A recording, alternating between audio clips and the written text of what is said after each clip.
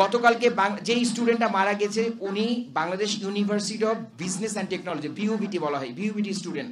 এবং যারা দুর্বৃত্তকারী ছিল, সরি তাদেরকে আমি দুর্বৃত্তকারী বলতেছি কারণ তাদের আচরণ এরকম ছিল, এবং তারা বলেছে তারা স্টুডেন্ট, দুই একজন তাদের টিচার ছিল, সবাই খারাপ ছিল তা না, কিন্তু বেশিরভাগই খুব এগ্রেসিভ ছিল আমাদের সাথে এবং তারা মারপিট করেছে। যাই হোক, কালকে আমরা এই কনফারেন্স রুমে 3টা গ্রুপ ছিলাম। আমরা ডক্টর ছিলাম, প্রশাসন ছিল, বিইউবিটি স্টুডেন্টরা ছিল, তাদের ভিসি ছিল, চেয়ারম্যান ছিল, এবং সমন্বয়কারীরা ছিল। সমন্বয়কারীরা কিন্তু এটা খুব সুষ্ঠুভাবে একটা সমাধান করার চেষ্টা করেছে, যে একটা সুন্দর সলিউশনের দিকে যাবে, কিন্তু না, তাদের দাবি ডাক্তার খুঁজে বের করতে হবে, নার্স খুঁজে বের করতে হবে, ওয়ার্ড বয় খুঁজে বের করতে হবে, যার জন্য তাদের রোগী মারা গেছে। যখন বলা হয়েছে যে ডক্টরকে মারা হয়েছে তাদের বিচার হবে, এইটা শোনার পরে কিন্তু ওই স্টুডেন্টরা, বিইউবিটি স্টুডেন্টরা আরো রেগে গেছে, এবং এটা নিয়ে সমন্বয়কারী সহ আমাদের সাথে তাদের বাকবিতণ্ডা শুরু হয়ে যায় এই কনফারেন্স রুমে।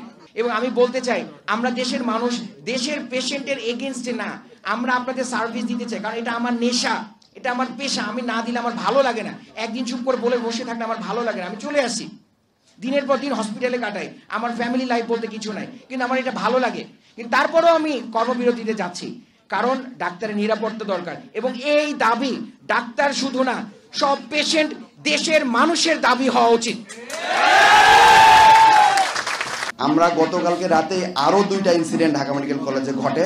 আমরা দেখেছি, প্রথম ঘটনা হচ্ছে একজন রোগীকে বাইরে 2 গ্রুপ একজন আরেকজনকে চাপাতি দিয়ে মেরেছে, তার মৃত্যু নিশ্চিত হয় নাই, সে ঢাকা মেডিকেল কলেজে সেবা নিতে এসেছে, এবং ওই দুর্বৃত্তরা ঢাকা মেডিকেল কলেজের ইমার্জেন্সি কমপ্লেক্সের ভিতরে ঢুকে চাপাতি দিয়ে কুপিয়ে তার মৃত্যু নিশ্চিত করে গিয়েছেন।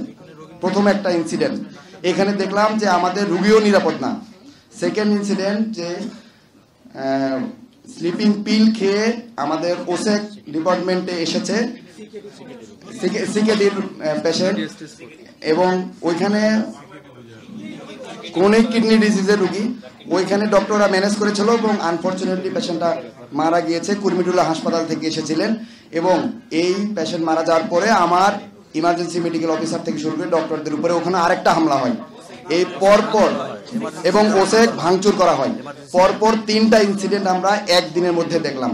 দফায় দফায় স্যারদের সাথে মিটিং করেছি, আমাদের ডিরেক্টর স্যার ছিলেন, আর্মি প্রশাসন ছিলেন, আমাদের ডিপার্টমেন্ট হেড স্যার ছিলেন, আমাদের প্রফেসররা ছিলেন, স্টুডেন্টদের প্রতিনিধি ছিলেন, ইন্টার্ন ডক্টর ছিলেন, আমরা যারা ডক্টর আছি কর্তব্যরত তারা ছিল, এবং যে স্টুডেন্ট পরিচয় যারা বিইউবিটির লোকজন ছিল ওনারা ছিলেন। আমাদের দফায় দফায় মিটিং হয়, এবং মিটিং শেষে আমরা 2টা দাবি উত্থাপন করি। 1 নাম্বার দাবি ছিল আমাদের, যে 24 ঘন্টার মধ্যে যে আমাদেরকে অ্যাসল্ট করেছে, আমাদের ডক্টরের উপরে আঘাত করেছে, তার গ্রেপ্তার নিশ্চিত করে দৃষ্টান্তমূলক শাস্তির ব্যবস্থা করতে হবে। 2 নাম্বার দাবি ছিল আমাদের ইমার্জেন্সি সার্ভিস যেগুলো চালু আছে, ওই ইমার্জেন্সি সার্ভিস পয়েন্টগুলোতে প্রশাসন, আর্মি, পুলিশ অন দি স্পটে থাকবেন। কিন্তু আমরা দেখতে পাই, যেহেতু আমাদের এই দাবি দুটো পূরণ হয় নাই,